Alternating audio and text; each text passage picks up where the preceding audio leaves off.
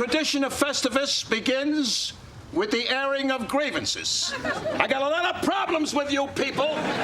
Now, you're going to hear about it. So the airing of grievances. Ah, yes, the airing of grievances. Yeah. That was 1997. Seinfeld introduced viewers to the holiday of Festivus and its important ceremony, the airing of grievances. Well, our next guest says that the airing of grievances has really come to define America today, and he's got a new book called The Age of Grievance. Longtime New York Times opinion writer Frank Bruni argues that the feeling of being wronged and our outrage from it is driving American politics and American culture.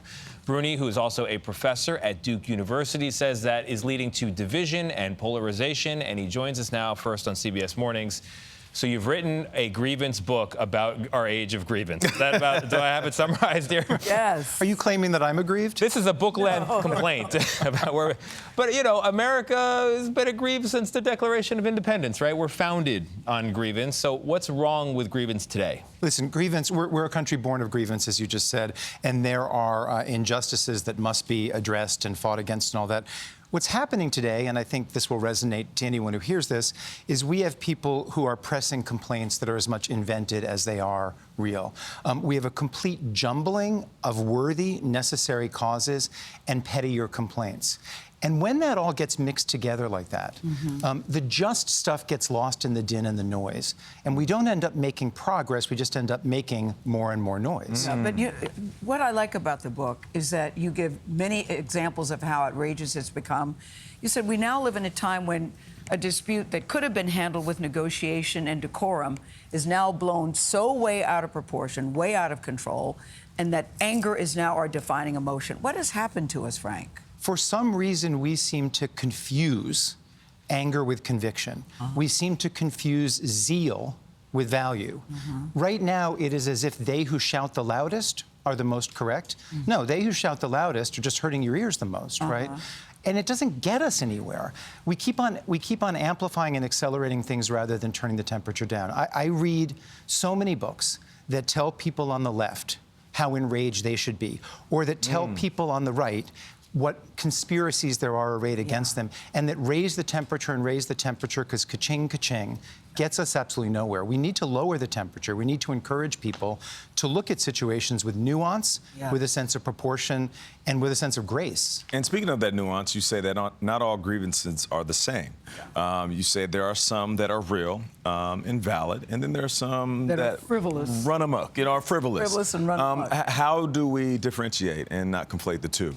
Well, I'll give you an example. If you are a working-class American without a college degree in a county that has seen its economy devastated by the shutting down of factories, that have seen people die from drug overdose deaths, and you're wondering, does my government really see me and is it attending to this? Do my fellow Americans really see me and are they attending to this? That's legitimate. When you are now thinking that there's a conspiracy against you and voting machines are rigged and the election was stolen, you've traveled to a much different place. And I see way too many Americans traveling from that sane, you know, and righteous place to these realms that are completely different and destructive and are making civic discourse impossible. And anything can turn into something. You write about when you lost sight in one of your eyes, a very unfortunate medical incident for you. And you said even using the word blind study has now become a grievance. And you said, and I'm blind in one eye, and I'm not aggrieved. I'm blind in one eye. I live with the threat of going blind. Blind study is fine with me. Blind faith is fine with me. It's called a metaphor, right? But we have turbocharged everything so that we take language, we take innocuous language, and we find offense in it, and we develop rules around it, and sometimes we cancel people because they run afoul of it. What are we doing to ourselves? Look, one of your favorite phrases in class when you teach is it's complicated. The world is complicated. Reality is complicated. But how do we go from where we are now, where people are not talking about the complication, they're instead going to their corners, yelling the loudest, and move into a state of conversation and complication? So many different things we should do. We should develop a different relationship with social media. We have to have a conversation with young people from a very young age about the fact that nobody gets a world that is exactly to his or her liking. Nobody is always right?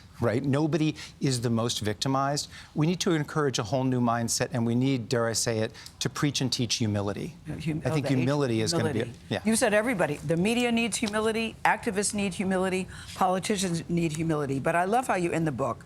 An amalgam of kindness, openness, and silliness might be an effective solvent for grievances, we could all try a little dab of that. We could. Yeah. We could. Those are And not. none of us are doing that. No, those are not failings and signs of weakness. Those are signs of humanity. Look, you're still one of the most nimble writers working today. Yes, the book you is are. a very easy read and very wise. Thank you very much for And being we love here. the cover. It's a very pleasant complaint. Yeah. Thank you. The Age of Grievance, Frank Bruni. It's on sale now wherever you buy your books.